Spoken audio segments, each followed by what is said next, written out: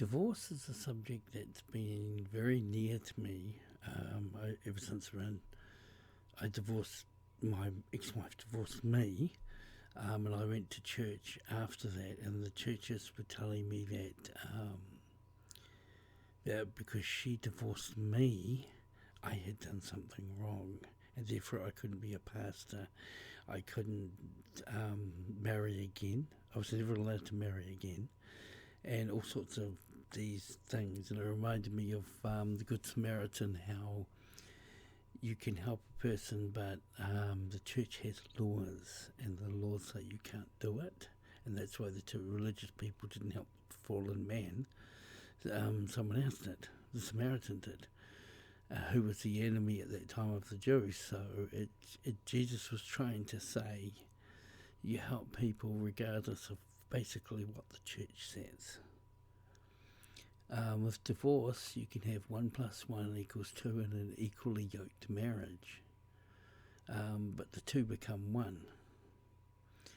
In an unequally yoked marriage, you have 1 + 1 = 1, meaning the only one who's like a narcissist will always only be married to the narcissist. They may have many partners, they may sleep around with many people, they may say the right words to be the most well acted partner, but they'll get caught out in the end. Many churches like to inform you that they are the authority, and that we can get the facts from Jesus through their church. You know, all the churches say, I am the way, the truth, and the life. Come through me and you'll find Jesus. The Catholics are well known for this due to their belief that they came from Peter. The reason for this teaching is that one must not divorce except because of unfaithfulness. Now, I've heard many different views. I remember for many years having some doubts. And then I found an article, probably 2009, 2010, and it was a long article about divorce, and it was very, very good, and it basically explained away all the false beliefs that the churches preach, and they say, you know, if it's bad, it's bad. Anyway, that the very fact that the difference, that there is a difference, that they in the churches and have different views, shows that something is wrong, because if it was so clear-cut and straightforward, there would be no room for variations. It's like they're all like businesses vying to prove to everyone that they have the truth. They know the way. Instead of them all sitting there and saying, this is the truth, this is the way, we all follow it, because we all follow God. And we're not competing with each other and trying to get other people to come to us when we know we are all the truth. And they don't, they fight. So my suggestion is go by love as your guidance. Once in a debate over divorce with a woman, she claimed that even if a man was beating the woman, his wife, or he was a narcissist, she must stay with him. So her view as a Catholic, if I remember correctly, I think she was a Catholic, her view was that under no grounds could they separate or be divorced. And my view is the absolute opposite. If the person has been abused, physically hurt, I said to her, there is no way that Jesus would support a woman being punched over by a man. There's just no way that Jesus will support that. And she was saying, oh no, they made the marriage vows. See, that's legality. Remember the Good Samaritan? Legality. For legal reasons, the church people couldn't touch the fallen man. And so they bypassed and left him. Legal reasons. Which is a load of rubbish. Because love is an active word. And if Jesus is reaching out with love to you right now, trying to tell you something, that's what you should listen to. Love. God reaching you through love. So, and I said, so you're claiming that Jesus supported physical and mental abuse once two people were married? And she agreed. She said, as long as they're married legally, which meant in the atheist or in the church. See, that's the thing that gets me about the religion thing is you marry in not in the church, but the church still backs up the marriage. The church should be saying, no, you two were not married in a church, therefore that's not a godly marriage. But then they should look at their church marriages and say, well, are these people really in love? Or did members of the church put them together? Were they, because I know one case where a guy was going with a woman, he was probably 17, 18, and she was younger, and he was caught watching porn. So, and he was one of the preacher's sons, I think, and they grabbed him immediately, got him and the girl, pushed him and the girl into marriage, and now they've been together so many years, had so many children, and they're forced to get on for the parents and for the church, for appearances. It's not love. It's the church being so embarrassed that he was watching porn that to quickly cover it up for the sake of the name of the church, force him to marry. Divorce is not about the church's views or about who is right or wrong. It is about the safety, mentally and physically, of the husband and wife. If either is abusive to the other in any way, in God's eyes, that obviously that's grounds for divorce. God is love. There's no love in beating your partner. There's no love in unfaithfulness. There's no love in lying to your partner, deliberately tricking them. That's not love. So therefore, you can walk away, because if they're like that now, they were like that in the beginning. And if they're like that in the beginning, it's not an equally yoked marriage. You're not. They were not and never were in love. The point being that from the start, if one is unfaithful later on, then the seed of unfaithfulness was always there, even at the wedding. The marriage is not consummated if they don't have sex, or if one or of the two is deceitful, not in love, a narcissist, because narcissists don't feel love.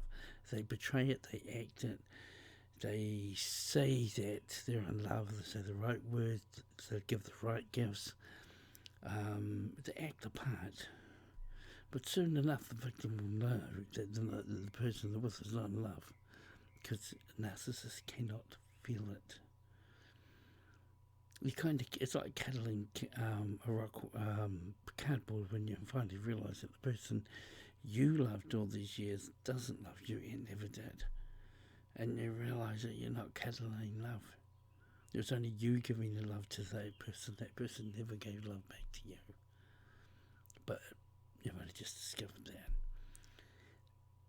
that. Okay, it goes this way. God puts a man and woman together with love. Love is the glue, the essence, the power, what envelopes the two. God knows her heart, God knows his heart, God knows how she needs healing, God knows how he needs healing. God knows the perfect two to get together to be the best for each other. It's love. Society puts men, women, and both genders together in what they claim is love, is marriage and love, and what is written with a signature. So you sign the dotted line, you're condemned with each other. And because this does not follow the laws of love, it is not love, and therefore it is not a godly marriage, and therefore it is not marriage. It's an agreement. Agreements are signed with on the dotted line.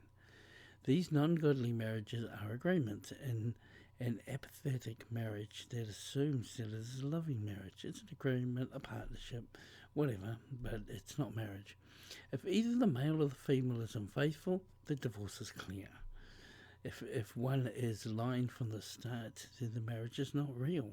It's not blessed by God. It's not valid. God hears the conversations you don't hear. God sees the trickery. God sees the deceitfulness. God sees how you've been fooled. So therefore, God, having seen all that, never blessed the marriage from the beginning. It was never blessed. It's not marriage. It's not real.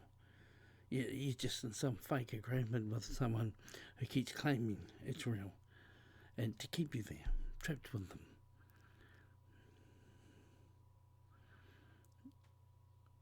These,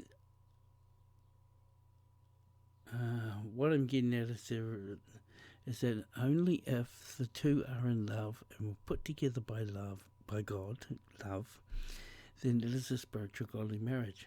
Otherwise, it is not. So it's only marriage made in heaven by God if God took him and her, put them together, and blessed them. If either of them shows any form of using evil tactics to manipulate, trick, fool, lie, whatever to the other person, God will not support that. God will not back that up. And God will not put them together for one main reason. The abuse of one who doesn't realise they've been tricked will continue. And God cannot be a part of evil. So God cannot sit there watching that person abuse that person and bless that relationship. So it's not marriage. It's an agreement by humans. This is why I have no guilt about my marriage falling apart. My wife was a narcissist and it was an ungodly marriage. I didn't know that at the time. Meaning that in the sense of love, we were never married at all. We just signed a dotted line. I was just ignorant enough to think it was marriage at the time, and now I know better. I've gained knowledge and wisdom and realised what true love really is. If the other person has no intention at all about being in love or being faithful from the beginning, or has lied to you before, during the agreement, then it was never marriage and never supported by God. This is the thing we've got to get in our heads. If it's not supported by God, it's not marriage. So divorce is a human setup where the humans dissolve another marriage that was created by atheists. And it's a contract that's supposed to keep the two together. But it's just a piece of paper. It's not real. It's not love. I tell people that it is fine to walk away from an atheist marriage or a marriage that is not equally yoked. Or or if one is married to a liar or to a narcissist. Because a loving God will not bless or protect, not support a marriage that includes dishonesty, lies, trickery, or when one is a narcissist. So if you find you're in that situation, you need have no guilt, regardless of whatever church you're in. Remember, when Jesus was here, all the churches were against Jesus. That means all the churches were against God. The whole lot. Now think about that. Now think today, when you sit there and you think, this marriage is not right. He or she's really nasty to me. They've been lying to me, or they've been dishonest, and they say, because it's a church. This is one of the things I disliked about the Catholic Church. The woman finds out her husband has been sleeping around.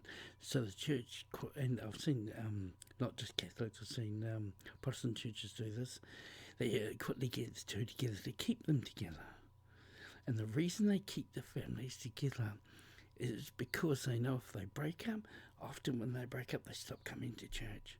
And when they stop coming to church, there's no more ties. There's no more offerings to the church. There's no more financial support to the church. And the church struggles to survive. So to keep the church together, they try to keep the families together regardless of what the two married people do to the other. To them, they claim it's God. But wasn't it godly marriage in the first place? They should be trying to mend what's broken because it was never godly in the first place. It was never love. So it's not right. Imagine the word love, imagine God as love. Now, if you cannot imagine your partner as being love, then you are not in love with that person, and neither is he or she in love with you. It is just an agreement made with people. It was never made with God. Knowing this, you can walk away. There's something to think about it. I know I have no guilt about my ex-wife divorcing me. She was having the affair. She divorced me so that she could live a single life again. But the church turned that around and attacked me with it. And I kept thinking, there's something wrong. All through it, I kept thinking, there's something wrong. This just doesn't feel right. And years later, I did a lot more investigations about this and then discovered, the church has a view that comforts the church and keeps the church together. But it's not God's view, and it's the same as the Good Samaritan example where Jesus says, love is love. Someone's fallen, help them. If the marriage is not love, obviously it's not supported by God. God bless you. Have a good day.